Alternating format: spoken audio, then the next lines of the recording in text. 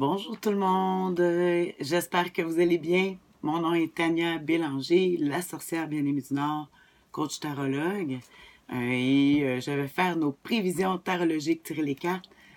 Trois cartes, une pour connaître notre humeur, les défis et l'attitude gagnante à observer cette semaine. Cette semaine du lundi le 4 à ce dimanche le 10 décembre.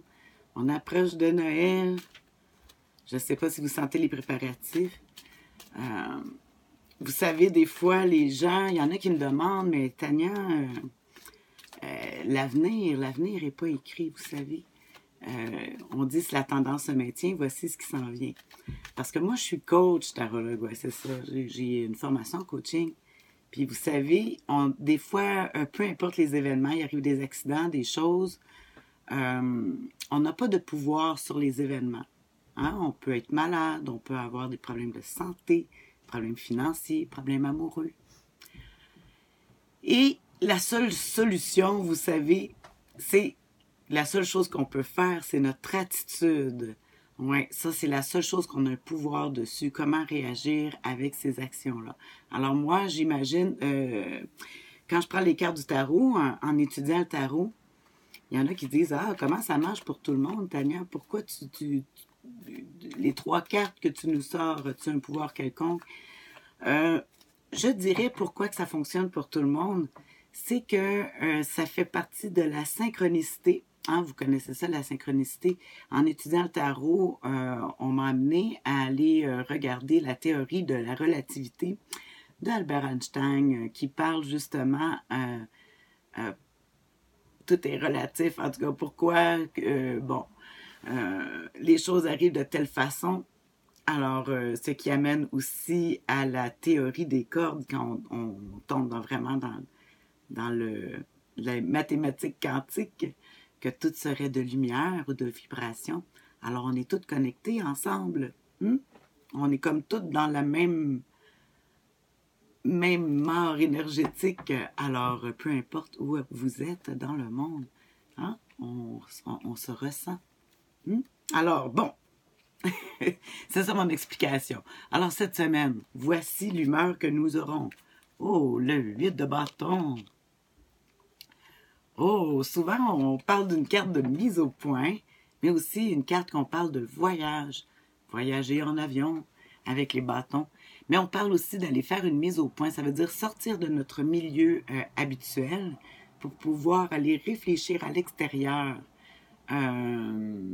Pour revenir après faire nos choses. C'est pour ça que des fois, je dis un voyage. Pour ma part, je m'enligne pour ça, là, pour faire un voyage, aller en janvier dans le sud. C'est drôle que c'est le 8 de bâtons. Alors, on voit les bâtons. Pourquoi je disais ça, là? On voit les moutons. Alors, on s'imagine que les bergers, avec leurs bâtons, laissent les moutons paître. Alors, ils ne sont pas en train de travailler parce que les moutons font ce qu'ils ont à faire. Et pendant ce temps-là, ils vont se rejoindre ensemble pour discuter du projet par rapport au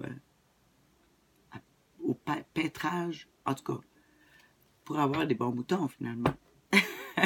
Fait que bon, alors on parle ici de mise au point. Alors on parle de, là, on veut planifier des choses pour que ça aille mieux. Alors, on va regarder avec, ça va être quoi les défis? Quand même une bonne carte, les mises au point. Ah, les défis. Ah, là, c'est la dépense, les amis. Avec le 6 de denier, il faut faire attention, là. On voit quelqu'un qui compte ses moyens puis qui s'imagine qu'il en a assez pour donner aux autres aussi, parce que... puis on voit que les... Mais on parle aussi d'une générosité. Alors, c'est prendre des vacances, donner, recevoir. Alors, on parle beaucoup, là, par rapport comme à Noël. Le défi, c'est que on donne, mais il faut recevoir aussi. Il y a un échange qui se fait là-dedans. Il ne faut pas que ça soit à sens unique. Alors, il faut faire attention aux dépenses, là. Hein? Avec le 4, ils disent, bon, ben, on n'a pas le temps de faire des folies. Il faut penser à soi-même et faire attention s'il n'y a pas des gens qui se tiennent proches de nous, là, juste pour... avec les mains qui se tendent en bas, là, pour prendre... Ça peut être du temps aussi qu'on donne inutilement à des gens que ça ne sera pas vraiment utile. Tout un défi. Alors, et l'attitude gagnante? Ben oui, hein, faut se guider, ça sert à ça le tarot. Ah, le 6 de bâton. Fait que 8, 6, 6. Le 6 de bâton nous parle de reconnaissance. Alors ici, je pense que si on veut obtenir qu'est-ce qu'on veut, faut parler ici, faut être reconnu, faut parler de nos projets, de qu'est-ce qu'on va atteindre. On voit les bâtons ici puis on voit quelqu'un qui arrive devant les gens, qui célèbre. On ne sait pas s'il s'en va, si les gens le célèbrent parce qu'il s'en va pour faire son projet, ou si il l'accueille pour le féliciter pour qu'est-ce qu'il a acquéri, parce qu'il a un beau bâton dans ses mains. Mais on dit ici qu'il ne faut pas dépendre justement de l'opinion des autres, mais montrer aussi, aller chercher les reconnaissances. C'est une bonne chose, hein? Vous savez, si on fait des mises au point, il faut être capable de reconnaître notre propre talent.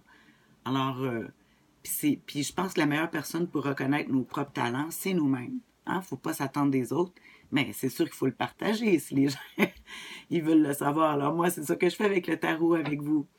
Hein? Puis je vais travailler à exposer mes talents plus cette semaine, qui est la bonne solution. Alors, j'espère que ça va vous aider, vous aussi, à avoir une belle attitude avec les défis de la semaine. Bye!